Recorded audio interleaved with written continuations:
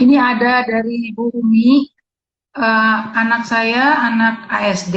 Mana yang lebih baik, sekolah inklusi atau sekolah biasa? Saya berencana memasukkan anak ke sekolah inklusi atau sekolah alam. Bu Umi, pertanyaan Ibu itu harus saya klarifikasi ya. Anak usianya berapa, gitu ya. Kemudian apakah anak sudah siap untuk sekolah, gitu. Karena memasukkan anak ke sekolah inklusi pun itu kan ada syaratnya yang diminta oleh pihak sekolah gitu ya, bahwa anak sudah siap sekolah. Sudah siap sekolah itu artinya apa? Meskipun dia anak berkebutuhan khusus, dia harus sudah cukup bisa atau mampu mengikuti perintah-perintah ya, perintah-perintah yang diminta. Karena itu nanti terkait dengan proses belajar mengajar kan ya, apakah dia sudah bisa disiplin untuk duduk di kelas, itu ya, apakah dia sudah bisa disiplin mengikuti rutinitas bangun pagi. Sekolah itu mengatakan dia sekolah inklusi, maka kita harus tahu apa sarana prasarana yang disediakan oleh sekolah ketika mereka menyatakan inklusi. Apakah mereka punya gitu ya, punya tim guru-guru inklusi. Maksudnya apa? Karena anak-anak yang ABK ini ketika dia masuk ke sekolah dengan program inklusi, maka sekolah itu akan menempatkan anak di kelas reguler bersama dengan anak-anak lain, tapi jumlahnya tidak banyak. Mungkin satu kelas cuma boleh 1 atau 2 anak. Sehingga anak bisa dipantau. Nah, nanti akan ada guru pendamping yang itu adalah guru inklusi. Nah, ada sekolah yang mengatakan kami tidak menyediakan guru pendamping. Jadi orang tua harus cari sendiri.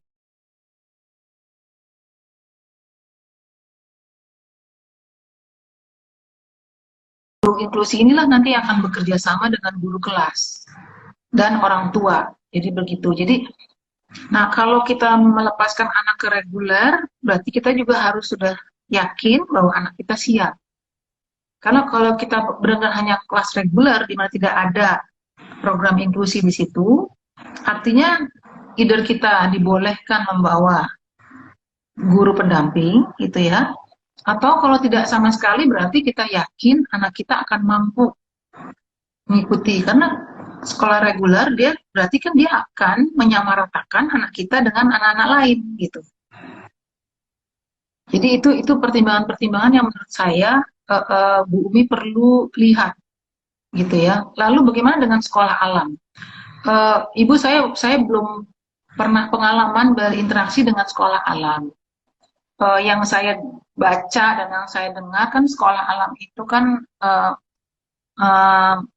model belajarnya adalah mengenalkan langsung anak-anak ya. Nah, jadi metode pengajarannya adalah dengan belajar dengan mengalaminya langsung, gitu ya, menyentuhnya langsung, melihat.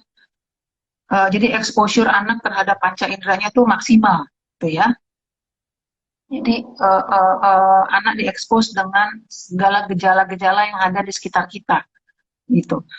Nah, sekali lagi itu ada plus ada minusnya, gitu ya. Plusnya adalah kalau memang anak kita lebih cocok metode belajar seperti itu dan anaknya juga siap, itu nggak masalah. Dan kalau sekolahnya juga membolehkan ada guru pendamping, itu lebih baik lagi. Ya, cuma kalau sekolah alam itu tidak membolehkan ada guru pendamping, konsekuensinya adalah anak kita, ya kan anak-anak segini kan biasanya fokusnya sangat singkat. Begitu dia dibebaskan untuk gitu ya, experiencing ya, mengalami langsung, itu kan bisa nggak ada arah jadinya. Ya, jadi pertimbangan itu tuh harus benar-benar dipikirkan gitu kan ya. Karena di pengalaman saya dengan 2 anak, dari awal mereka masuk usia sekolah itu memang selalu ada guru inklusi, ya ada guru pendamping untuk anak saya. Bukan one on one, tapi ada satu tim guru gitu. Jadi anak saya diawasi oleh tim guru inklusi itu. Ada kayak semacam wali kelas inklusi untuk kelas 3 siapa gitu. Dia yang mengawasi semua anak-anak inklusi yang dia pegang. Jadi ketika anak itu ada program remedial, remedialnya apa, misalnya pelajaran matematika, dia akan bareng dengan anak special needs lain yang juga perlu remedial matematika. Jadi satu guru dengan dua anak gitu. Nah, itu kan sebenarnya mekanisme yang dilakukan antara guru, orang tua, sama murid gitu. Jadi diskusi itu harus selalu terjadi. Jadi Bapak Ibu nggak usah segan-segan datang ke sekolah untuk ngomong gitu.